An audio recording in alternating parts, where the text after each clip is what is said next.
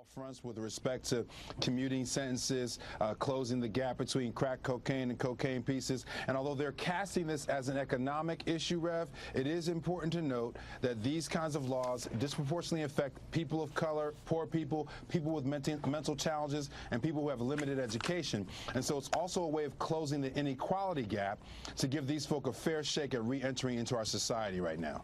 All right, folks, welcome back. They're joining us now to talk about not only the latest from the Department of Justice, and they have an announcement today, but in the next segment we'll talk about the affirmative action decision rendered by the U.S. Supreme Court yesterday. Our friend, the one and only Andy McCarthy, former federal prosecutor, National Review columnist, senior fellow at the National Review Institute, best-selling author, and that one that's on the way, Andy, I think might be the best of all, Faithless Execution, all about the case for impeaching Barack Obama.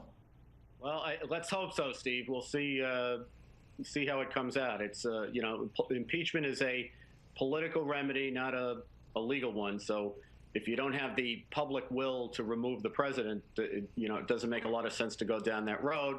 But we'll talk about whether, you know, what that road would look like and why it's important to make the political case. Yeah, well, I can't wait, and when, of course, when it's out, we will bring it to the folks. And but first, of course, today the Justice Department moving to significantly expand the number of people eligible for clemency under the drug sentencing laws, and certain prisoners who have served at least 10 years already will be able to apply for clemency. Now, I mean, you know, I'm the layman here, and you're the expert on so many levels, but to me, this is just another example of this administration, this Justice Department, this president circumventing the right way of doing things, circumventing what the Constitution calls for, and that is, you know, changing the law here.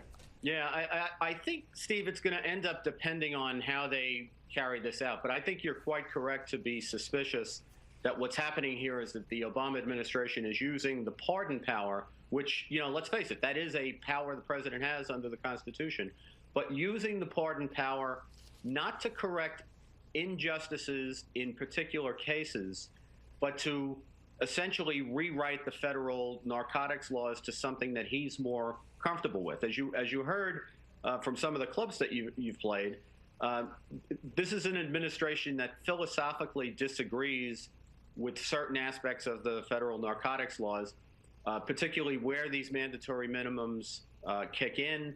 And for your listeners and viewers, mandatory minimums are in federal drug sentencing and in some other offenses as well. Once you reach a certain threshold amount of narcotics, it's different for heroin, for powder cocaine, for crack, and other drugs as well. Once you hit a certain threshold, a 5-year or a 10-year mandatory minimum sentence can kick in. The reason that those were put in by Congress is twofold. Number one, a lot of federal judges were not taking big narcotics offenses seriously enough. So Congress was trying to make sure that the worst drug offenders by volume had to do a certain amount of time in jail. And the second thing is the people who are never discussed when you listen to either left-wing commentators or left-wing academics. I know that's redundant. But what they always focus on the drug felons, the people who plague communities by selling narcotics. What they never talk about is the communities.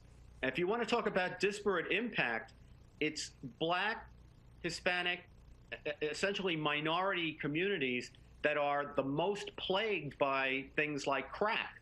And it was largely in protection of those communities that these narcotics laws were put in the first place. So, you know, it's all well and good, I suppose, for, you know, Al Sharpton to worry about the drug offender.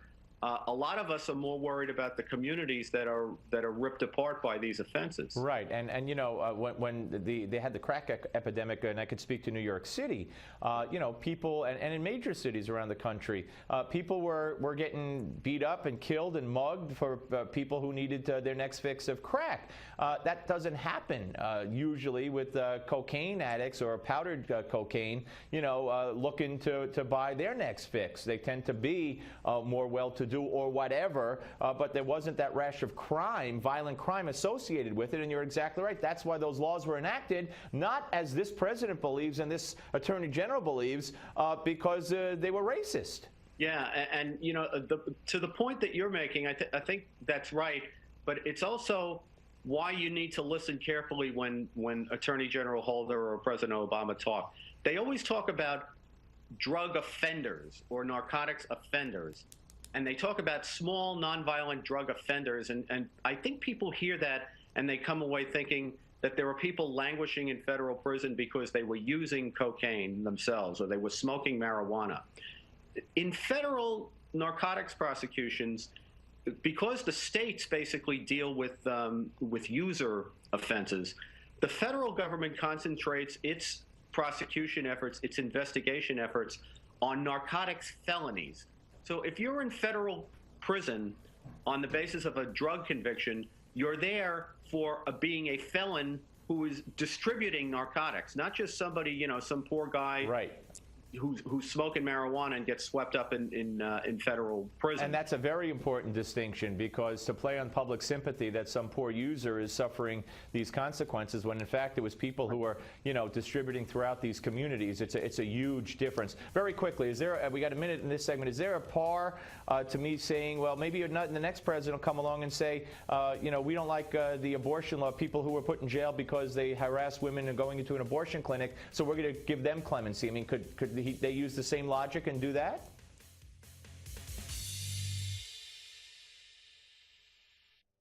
Federal